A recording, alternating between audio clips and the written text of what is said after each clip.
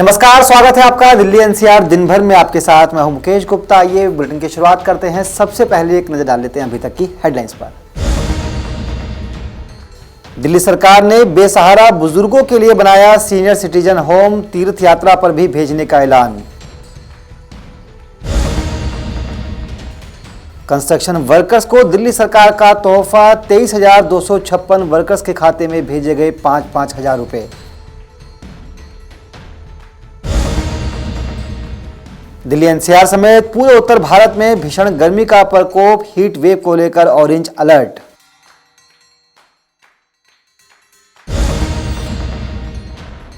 गाजियाबाद की झुग्गियों और गौशाला में लगी भीषण आग, सैकड़ों गायों की जलकर मौत।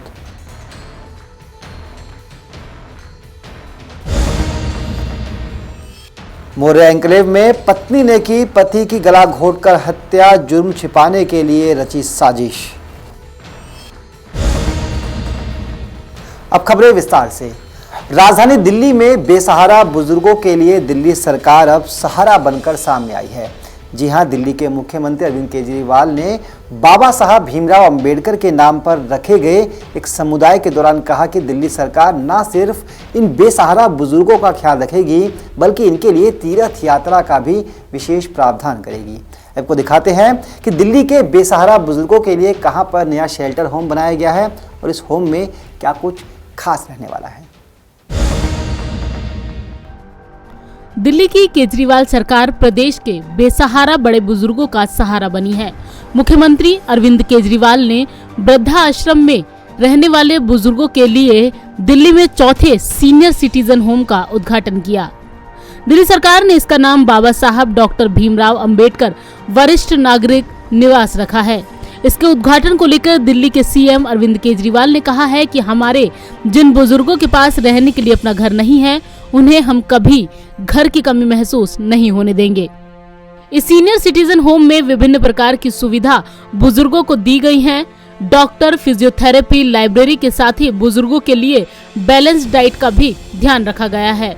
सरकार की कोशिश यही है कि यहाँ पर रहने आए बुजुर्गों को घर का एहसास इस सीनियर सिटीजन होम में हो। इस दौरान मुख्यमंत्री अरविंद केजरीवाल ने वृद्धाश्रम में रहने वाले बुजुर्गों को तीर्थ यात्रा पर भेजने का ऐलान भी किया है। आज जिस तरह की जिंदगी हो गई, बहुत सारे लोग ऐसे हैं, बुजुर्ग ऐसे हैं जिनकी बच्चों से नहीं बनती, बच्चों की बुजुर्गों से नहीं बनती।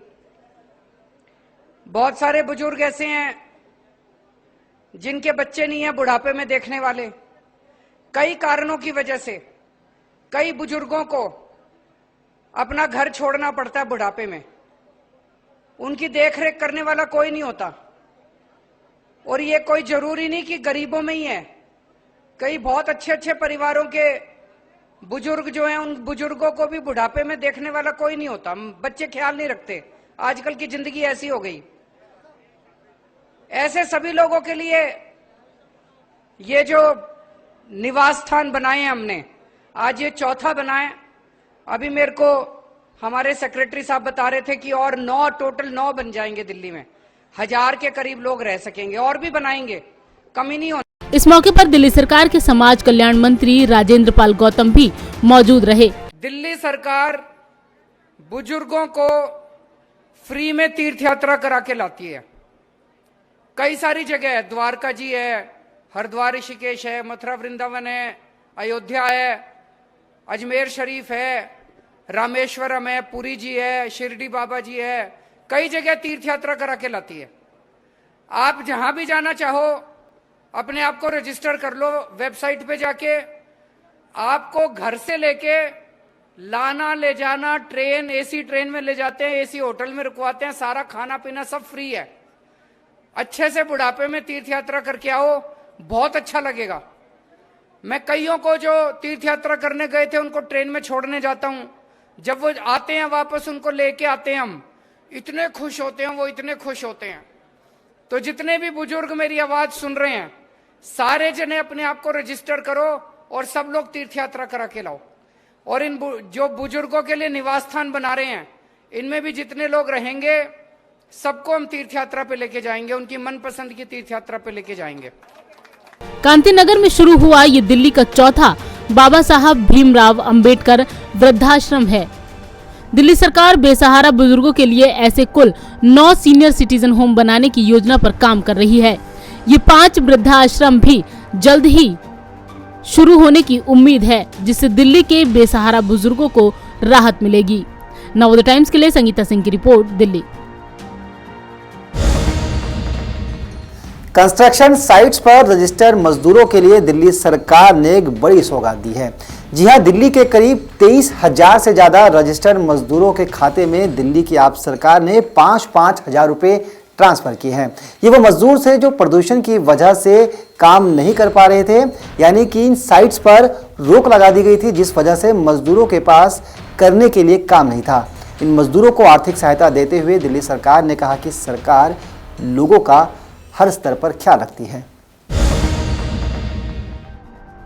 दिल्ली में रजिस्टर्ड कंस्ट्रक्शन वर्कर्स के लिए बड़ी खुशखबरी है। दिल्ली की केजरीवाल सरकार श्रमिकों को बड़ी राहत देते हुए उनके खाते में 5-5 हजार रुपए ट्रांसफर कर रही है।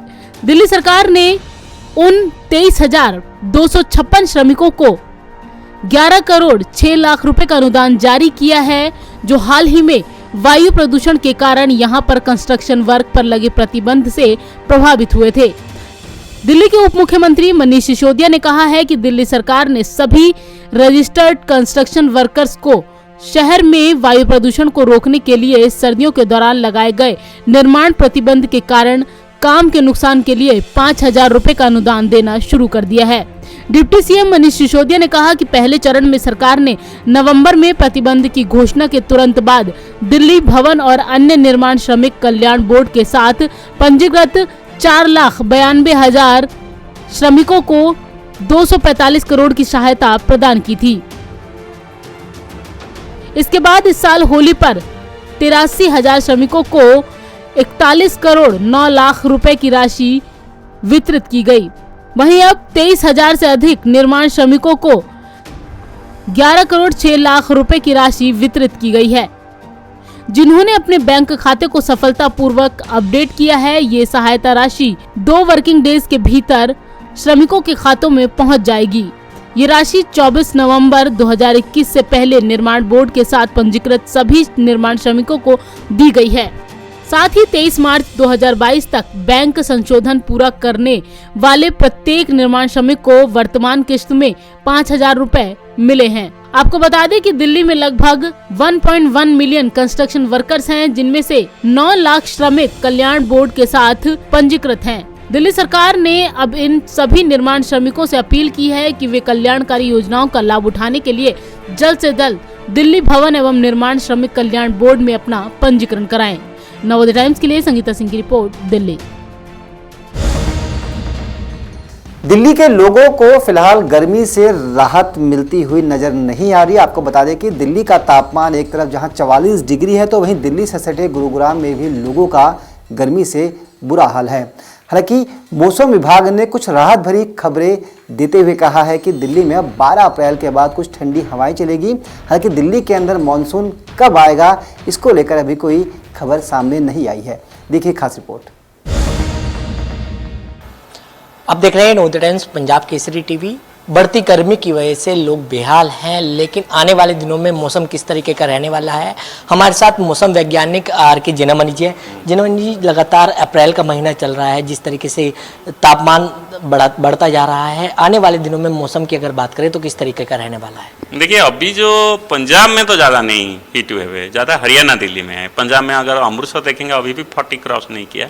थोड़ा दक्षिण हिस्सा जो पंजाब का है वो अफेक्टेड है, जो राजस्थान के मिला हुआ है।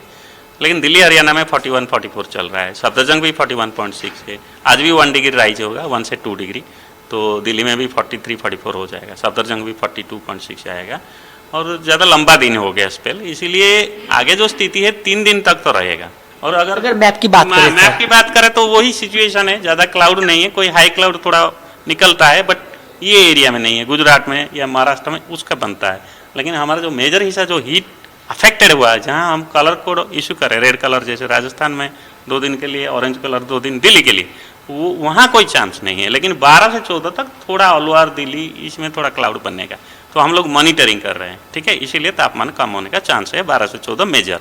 सर अगर बात करें येलो अलर्ट आपकी तरफ से जारी हाँ, किया येलो जाता है, अलर्ट रेड अलर्ट जारी किया जाता है, क्या इसका पैमाना होता है? देखिए रेड जहाँ 44-45 लंबा दिन चला, जैसे राजस्थान हम दे रहे हैं, और येलो तो पहले दिल्ली में देते थे क्योंकि तापमान कम था, सफदरजंग तब 40 क्रॉस नहीं किया था, पर लास्ट 2 डेज जब 41-42 आ रहा है मेजर सिटी, तब हम लोग ऑरेंज दे दिया। 2 दिन ऑरेंज है दिल्ली में, और राजस्थान में रेड है 2 दिन, और ईस्ट राजस्थान में थोड़ा ऑरेंज है, लेकिन मध्य प्रदेश वगैरह ये ऑरेंज 2 दिन दिया गया। पर अगले 2-3 दिन जो है हाई अलर्ट है, उसके बाद थोड़ा तापमान कम ही होगा, ठीक है। बारिश को लेकर क्या कोई संभावनाएं हैं आने वाले मैंने बताया बारिश का कोई भी संभावना नहीं है। नेक्स्ट 7 डेज तक थोड़ा क्लाउड बनने का चांस है। जब 12 या 11 तारीख पास आएगा तो हम लोग बोल पाएंगे कि बूंदा गिरेगा नहीं गिरेगा, ठीक है ना। अच्छा, मई जून को लेकर भी सर कोई आंकड़ा जो है? नहीं, वो बिल्कुल नहीं। अप्रैल के साथ कोई अगर लिंक करता है मई जून को, बिल्कुल गलत है, क्योंकि हमारे पास आंकड़ा होता है ना, हमें मालूम है ना, हमारा अगर लिंक होता हम बोल देते। लोगों के लिए कोई एडवाइजरी